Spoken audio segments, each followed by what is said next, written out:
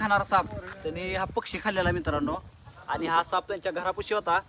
घरापासून असा पक्षी तोंडात धरून इकडे आला होता मित्रांनो. तोंडवर करायला काय करत नसते का?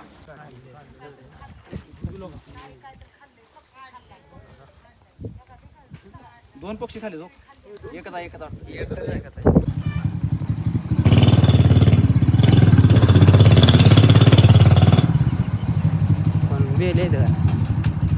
हे वाट कुठून आहे? तर मित्रांनो आज सारोळ्या या ठिकाणी बघू शकता आमचे मित्र यांच्या घरापाशी साप निघालेला आहे. आई शपथ. तर मित्रांनो त्या सापाने काहीतरी पक्षी खाल्ला आहे असं त्यांचं म्हणणं होतं. तर आपण ते बघण्यासाठी आलोय. तर व्हिडिओ शेवटपर्यंत बघा मित्रांनो. आणि असा व्हिडिओ बघून कुणी पकडण्यासाठी हे यांचं घर आहे बघू शकता या ठिकाणी. हे सारोळा गाव आहे. ही आमची टीम आहे.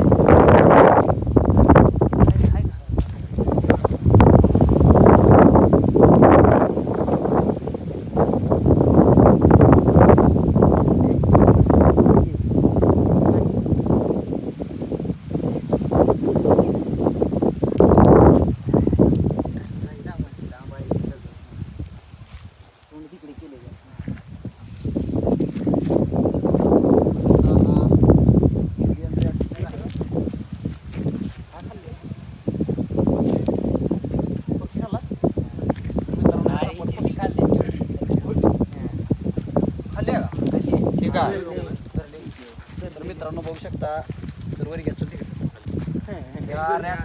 पक्षी खाल्ला होता मित्रांनो. आणि हा साप घराच्या साईडलाच होता.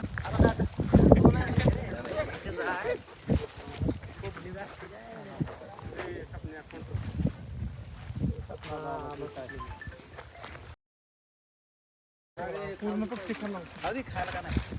तर मित्रांनो बघू शकता हा रॅट स्नेक आहे. आणि ह्याने पक्षी खाल्ला. कुठला काय टिवटी होती काय? तर मित्रांनो पक्षी खाल्ला बघू शकता रॅट स्नेक. आपण सारोळ्या या ठिकाणी पकडला.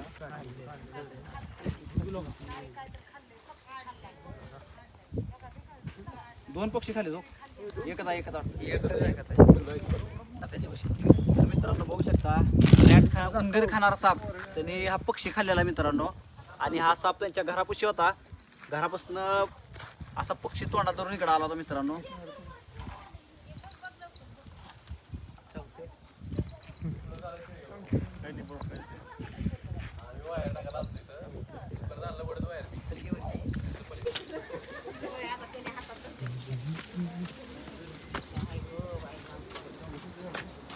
तोंडवर करायला काय करत नसते का? नाही चावत नाही. बिनविषय आहे दामा नाही. हा. तर मित्रांनो आपण ह्याला पिशवीमध्ये पॅक करूया. पर्यावरणामध्ये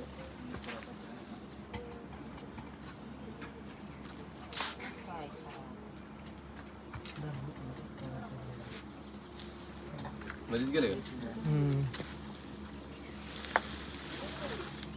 तर मित्रांनो आपला व्हिडिओ बनवण्याचा एकच उद्देश आहे की सापांविषयी समाजामध्ये जनजागृती झाली पाहिजे. हा बिनविषारी साप आहे. Indian rat snake. त्याला मराठीमध्ये दामन म्हणतात. आणि याने पक्षी खाल्ला होता. हा घराच्या परिसरापाशी फिरत होता आणि इथं भीतीचं वातावरण निर्माण झालं. त्याच्यामुळे आपण ह्याला पकडलेला आहे. आणि पर्यावरणामध्ये आपण ह्याला सोडून देणार आहे मित्रांनो. आणि असा व्हिडिओ बघून कुणी पकडण्याचा प्रयत्न करू नका. मित्रांनो आपण आताच सारोळा तालुका तुळजापूर जिल्हा धाराशिव या ठिकाणी रॅट स्नेक पकडला होता. घरापाशी साप होता व साईडला परिसरात भीतीचं वातावरण निर्माण झालं. आपण पकडला त्याला पर्यावरणामध्ये रिलीज करतो.